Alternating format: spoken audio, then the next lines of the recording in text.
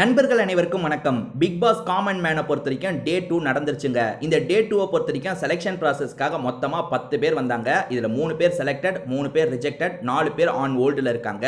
So 8வது கண்டஸ்டண்டா Dhoni Jane ஒருத்தர் வந்தாரு. இவர் ரேப்பர் போல வரும்போதே ரேப் மாதிரி பண்ணிக்கிட்டே தான் வராரு. அதாவது இவரோட டேலண்ட் அதுதானே, அந்த விஷயத்த சூப்பரா பண்ணிக்கிட்டே வந்துட்டு இருக்காரு. ஸோ ஜட்ஜஸை பொறுத்த வரைக்கும் ஒரு குழப்பம் இருக்குங்க. 3 ஜட்ஜஸ்குள்ளேயும் ஒரு குழப்பம் இருக்கு. வரவங்க கிட்ட என்னதான் கேள்வி கேட்கறது அப்படின்ற மாதிரி ஒரு குழப்பம் இருக்கு. ஆரி தான் ஒவ்வொரு வாட்டியும் முன்னெடுக்கிறாரு. அது என்னன்னா வந்து, உங்களுக்குள்ள ஒரு டேலண்ட் இருக்குன்னா அந்த டேலண்ட்டை தள்ளி வச்சுட்டு வேற உங்களுக்கு என்னெல்லாம் பண்ண தெரியும்ன்ற மாதிரி ஏதாவது கேட்பாரு. ஆனால் இந்த இடத்துல வந்து இவர்கிட்ட இந்த ரேப்பிங் சார்ந்தே நம்ம வேற ஏதாவது ஒரு டாப்பிக்கை கொடுத்து அதில் இவரால் உடனே ரேப்பை கிரியேட் பண்ணி பாட முடியுதான்னு செக் பண்ணலான்னு யோசிச்சாங்க. ராஜுவை பொறுத்த வரைக்கும் நம்ம எல்லாரோட வாழ்க்கையிலையும் லவ்ன்றது ரொம்ப முக்கியம்.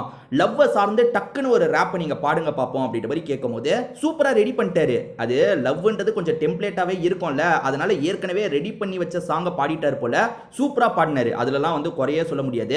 லவ் சார்ந்து அழகா ரேப்பிங்ல ஒரு சாங் மாதிரி பாடிட்டாரு.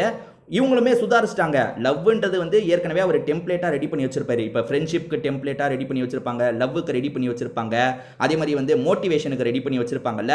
இதை தாண்டி வேற ஒன்று சொல்லணுன்ற மாதிரி ராஜு என்ன சொல்றாருன்னா, சரி பிக் பாஸை பத்தி நீங்க, அதாவது பிக் பாஸ்ல காமன் மேன் ஒரு இதுக்காக நீங்க வந்திருக்கீங்கல்ல, இதுல இருந்து அடுத்த ஸ்டெப்பு போறதை பத்தி ஒரு சாங்கை பாடுங்கன்னு இவருமே வந்து கொஞ்சம் ஜர்க்கானாரு.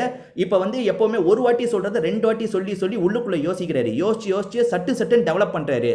ஆனா அப்பயுமே இந்த டோனி ஜேன்றவரை பாராட்டி தான் ஆகணும். ஏன்னா வந்து ஸ்பான்டேனியஸா ஒரு சாங் கிரியேட் பண்ணிட்டாரு. அந்த சாங் அந்த இடத்துலயே பாடினாரு. ஓரளவுக்கு நல்லா பாடினாரு. லவ் அளவுக்கு பாட முடியல. ஏன்னா வந்து லவ்வுக்கு வந்து ஏற்கனவே அவர் ரெடி பண்ணி வச்சிருந்ததை பாடிட்டாரு. ஆனால் பிக் பாஸ் காமன் மேனுக்கு பாட சொன்னோன்னே ஓரளவுக்கு அப்படியே வந்து எல்லாத்தையும் சேர்த்து கஷ்டப்பட்டு பாடிட்டாரு.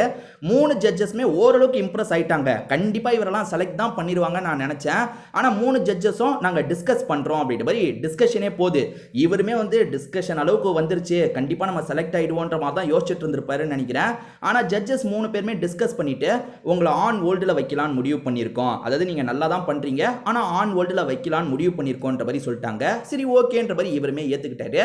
பட் ஆனால் இவர்கிட்ட டேலண்ட் இருக்கான்னு கேட்டிங்கன்னா கண்டிப்பாக டேலண்ட் இருக்குங்க. நல்லா தான் பண்ணாரு, பார்த்து உங்களுக்கு தெரிஞ்சிருக்கும். ஸோ இவர் பண்ணது உங்களுக்கு பிடிச்சிருந்ததா இல்லையான்றதை கமெண்ட் செக்ஷனில் சொல்லுங்கள்.